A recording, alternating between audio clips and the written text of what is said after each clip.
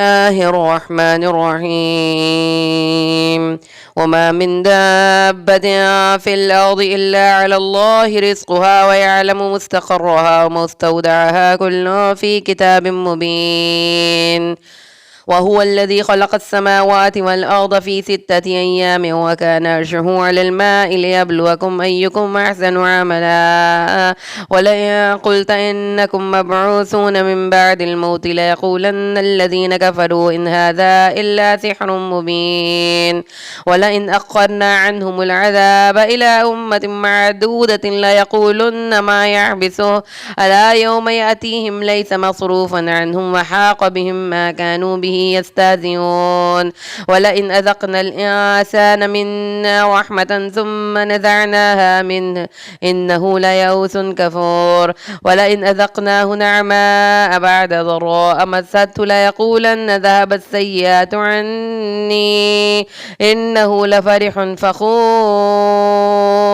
إلا الذين صبروا وعملوا الصالحات أولئك لهم مغفرة وأجر كبير. ولعلك تارك بعض ما يوحى إليك وضائق به صدرك أن يقولوا لولا أنزل عليه كنز أو جاء معه ملك إنما أنت نذير والله على كل شيء وكيل.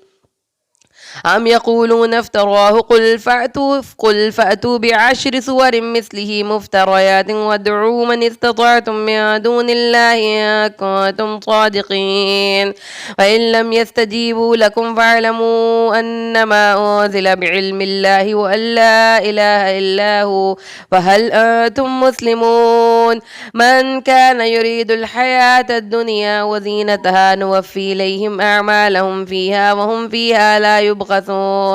أولئك الذين ليس لهم في الآخرة إلا النار وحبط ما صنعوا فيها وباطل ما كانوا يعملون. أفمن كان على بينة من ربه ويتلوه شاهد منه ومن قبله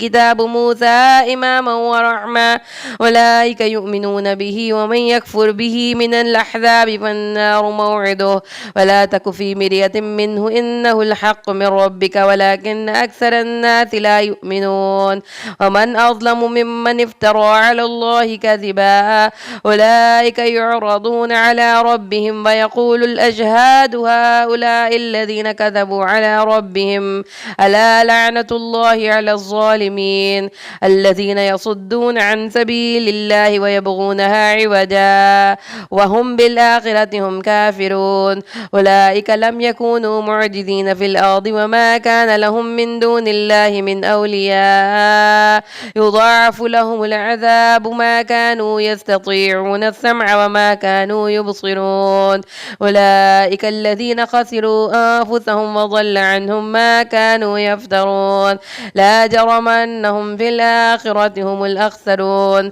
إن الذين آمنوا وعملوا الصالحات وأخبتوا إلى ربهم أولئك أصحاب الجنة هم فيها خالدون. مثل الفريقين كالأعمى والأصم والبصير والسميع هل يستويان مثلا أفلا تذكرون. ولقد أرسلنا نوحا إلى قومه إني لكم نظير مبين ألا تعبدوا إلا الله إني أخاف عليكم عذاب يوم أليم. وقال الملأ الذين كفروا من قومه ما نراك إلا بشرا مثلنا وما نراك اتبعك إلا الذين هم أراذلنا بادي الرأي وما نرى لكم علينا من فضل بل نظنكم كاذبين. قال يا قوم أرأيتم إن كنت على بينة من ربي وآتاني رحمة من عنده فعميت عليكم أنلزمكموها وأنتم لها كارهون. ويا قوم لا أسألكم عليه مالا إن أجري إلا على الله وما أنا بطارد الذين آمنوا إنهم ملاقو ربهم ولكني أراكم قوما تجهلون ويا قوم من ينصرني من الله إن طردتهم أفلا تذكرون ولا أقول لكم عندي خزائن الله ولا أعلم الغيب ولا أقول إني ملك ولا أقول للذين تزدري أعينكم لن يؤتيهم الله خيرا الله أعلم بما أنفسهم إني إذا لمن الظالمين قالوا يا نوح قد جادلتنا فأكثرت جدالنا فأتنا بما تعدنا إن كنت من الصادقين قال إنما يأتيكم به الله إن شاء وما أنتم بمعجزين ولا ينفعكم نصحي إن أردت أن أنصح لكم إن كان الله يريد أن يغويكم وهو ربكم وإليه ترجعون أم يقولون افتراه قل إن افتريته فعلي إجرامي وأنا بريء مما تجرمون وأوحي إلى نوح أنه لن يؤمن من قومك إلا ما قد آمن ولا تبتئس بما كانوا يفعلون واصنع الفلك بأعيننا ووحينا ولا تخاطبني في الذين ظلموا إنهم مغرقون ويصنع الفلك وكلما مر عليه ملأ من قومه سخروا منه قال إن تسخروا منا فإنا نسخر منكم كما تسخرون وسوف تعلمون من يأتيه عذاب يخزيه ويحل عليه عذاب مقيم حتى إذا جاء أمرنا وفارت النور وقل نحمل فيها من كل زوجين اثنين وأهلك إلا من سبق عليه القول ومن آمن وما آمن معه إلا قليل وقال اركبوا فيها بسم الله مجريها ومرساها إن ربي لغفور رحيم وهي تجري بهم في موج كالجبال ونادى نوح ابنه وكان في معزل يا بني اركب معنا ولا تكن مع الكافرين قال سآوي إلى جبل يعصمني من الماء قال لا عاصم اليوم من أمر الله إلا من رحم وحال بينهم الموج فكان من المغرقين وقيل يا أرض ابلعي ماءك ويا سماء أقلعي وغيض الماء وقضي الأمر واستوت على الجودي وقيل بعدا للقوم الظالمين ونادى نوح ربه فقال رب إن ابني من أهلي وإن وعدك الحق وأنت أحكم الحاكمين قال يا نوح إنه ليس من أهلك إنه عمل غير صالح ولا تسألني ما ليس لك به علم إني أعظك أن تكون من الجاهلين قال رب إني أعوذ بك أن أسألك ما ليس لي به علم وإلا تغفر لي وترحمني يكن من الخاسرين قيل يا نوح اهبط بسلام منا وبركات عليك وعلى ممن معك سنمتعهم ثم يمسهم منا عذاب أليم تلك من أنباء الغيب نوحيها إليك وما كنت تعلمها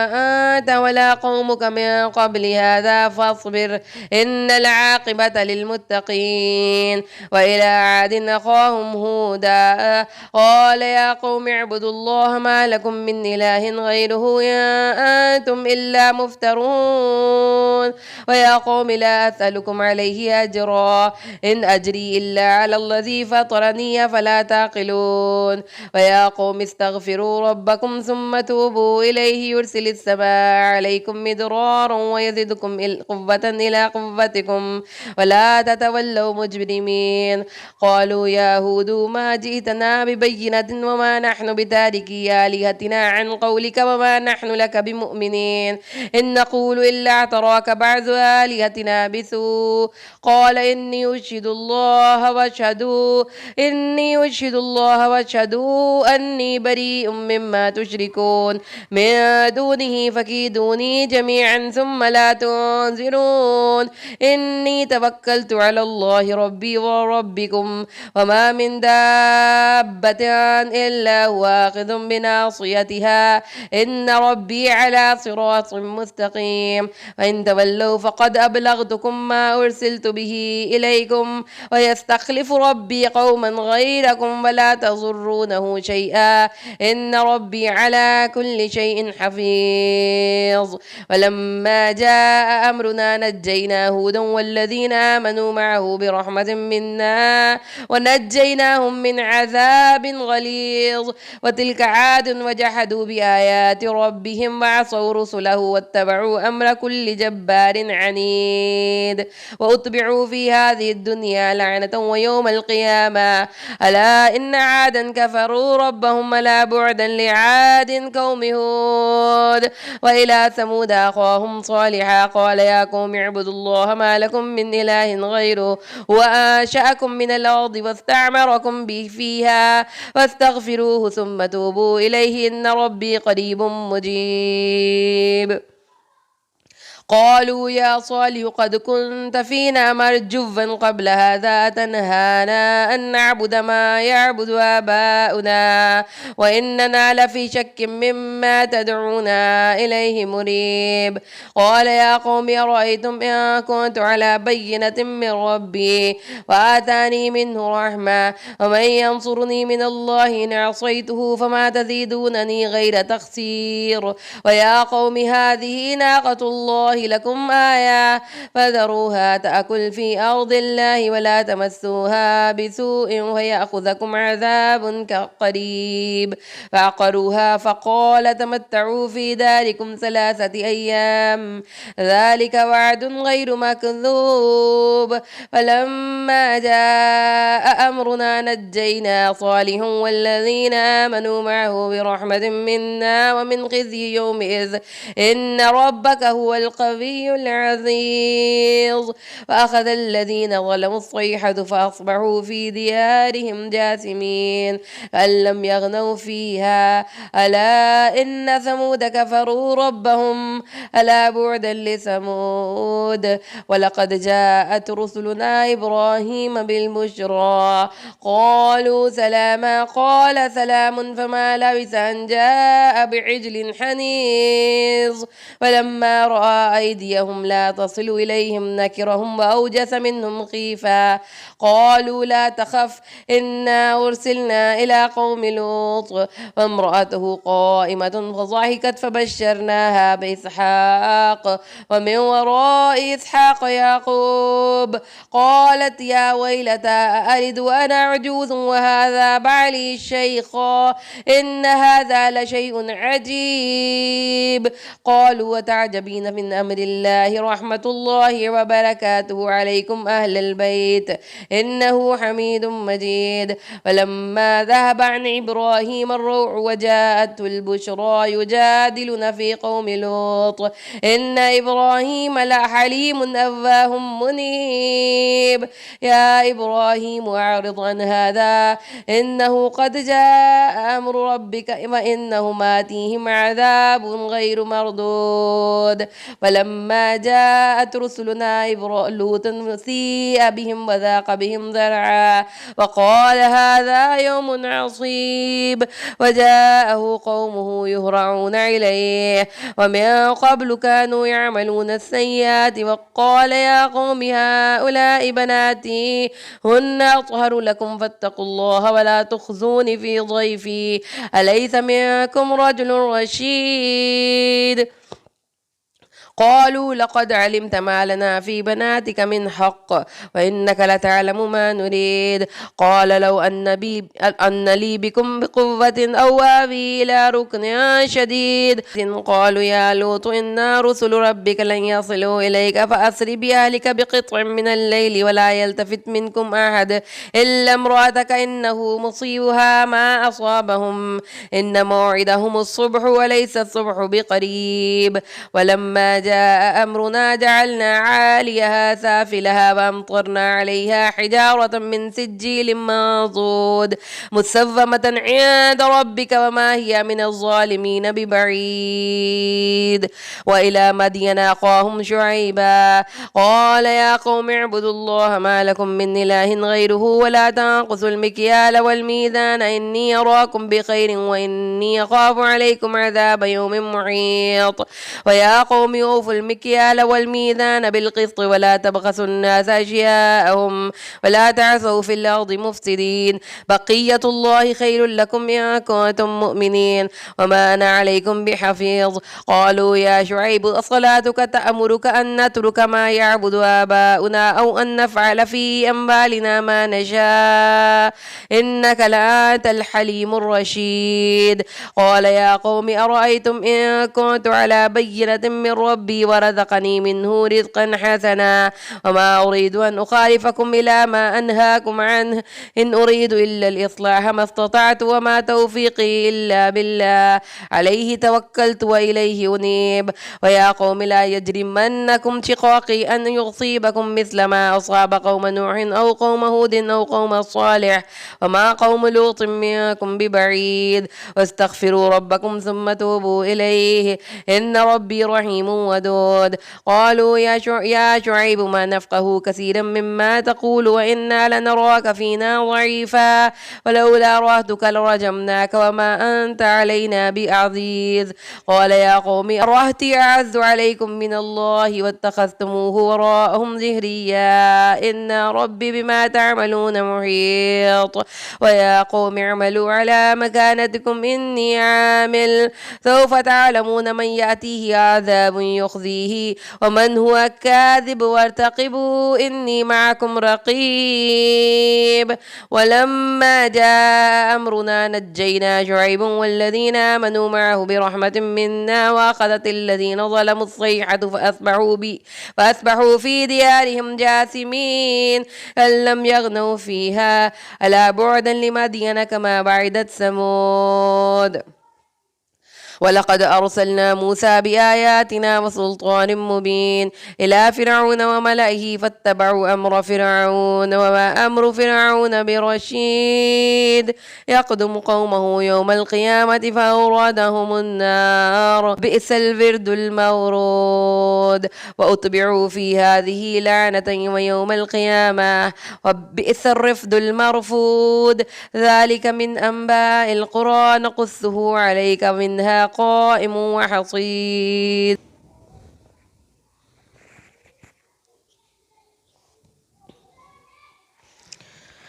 وأتبعوا في هذه لعنة ويوم القيامة وبئس الرفد المرفود ذلك من أنباء القرى نقصه عليك منها قائم وحصيد. وما ظلمناهم ولكن ظلموا أنفسهم وما أغنت عنهم آلهتهم التي يدعون من دون الله من شيء لما جاء أمر ربك وما زادوهم غير تتبيب. وكذلك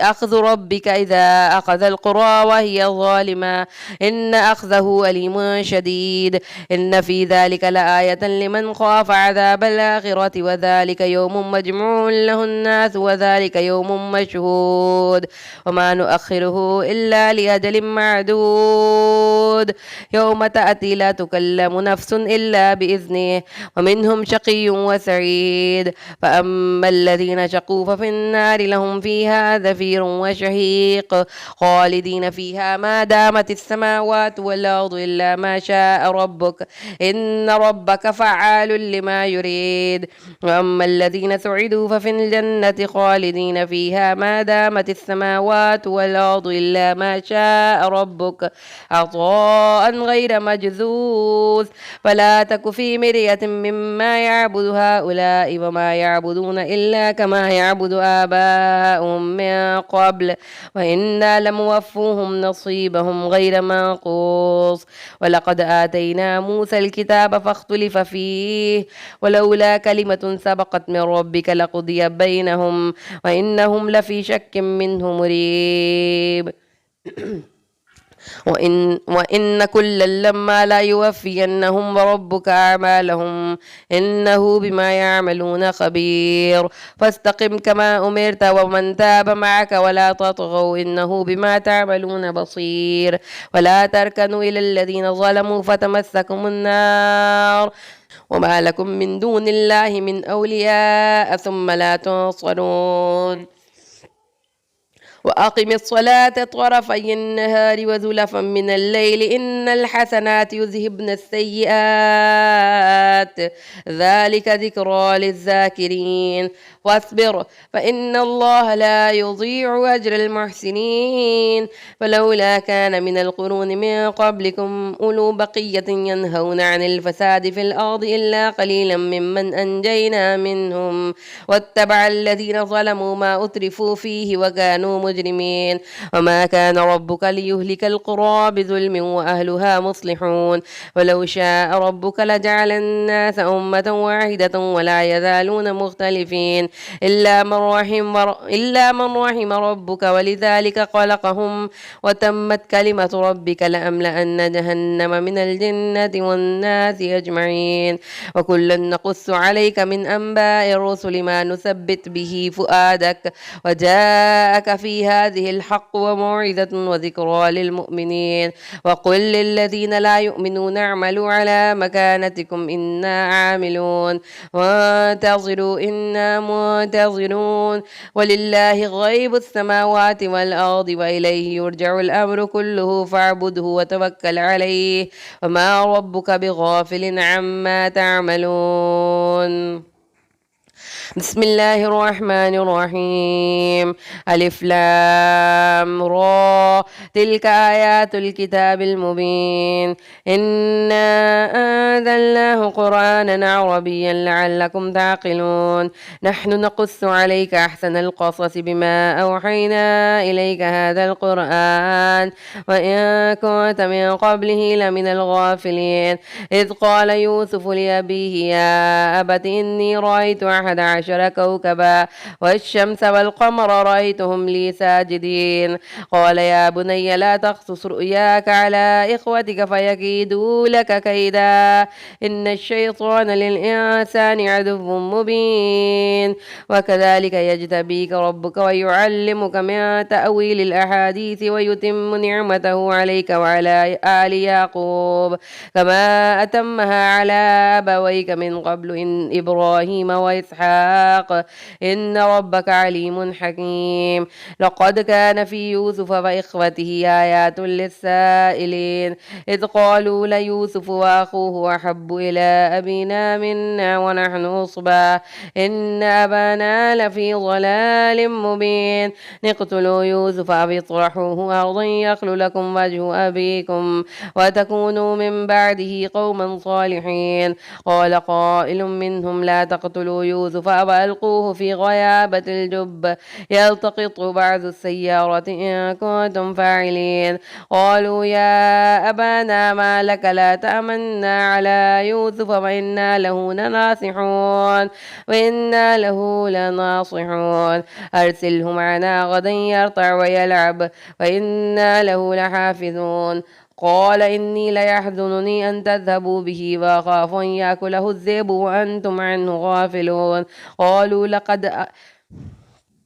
قالوا لئن أكله الذئب ونحن عصبة إنا إذا لخاسرون فلما ذهبوا به وأجمعوا أن يجعلوه في غيابة الجب وأوحينا إليهم لتنبئنهم بأمرهم هذا وهم لا يشعرون وجاءوا أباهم عشاء يبقون قالوا يا أبانا إنا ذهبنا نستبق وتركنا يوسف عند متاعنا فأكله الذئب وما أنت بمؤمن لنا ولو كنا صادقين فجاءوا على قميصه بدم كذب قال بل سولت لكم أنفسكم أمرا فصبر جميل والله المستعان على ما تصفون وجاءت سيارة فأرسلوا واردهم فأدلى دلوا قال يا بشرى هذا غلام فأسروه بذاعة والله عليم بما يعملون وشروه بثمن بخس دراهم معدودة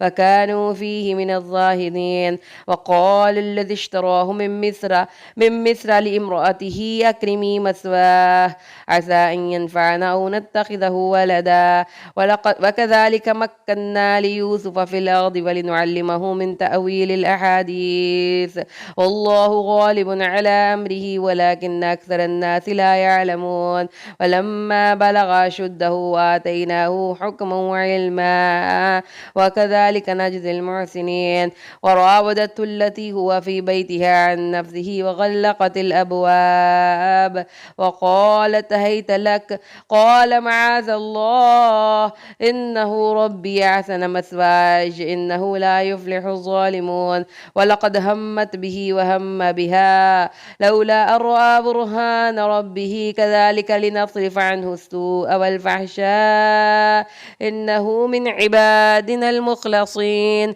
واستبق الباب وقدت قميصه من دبر فألف يا سيدها لدى الباب قالت ما جزاء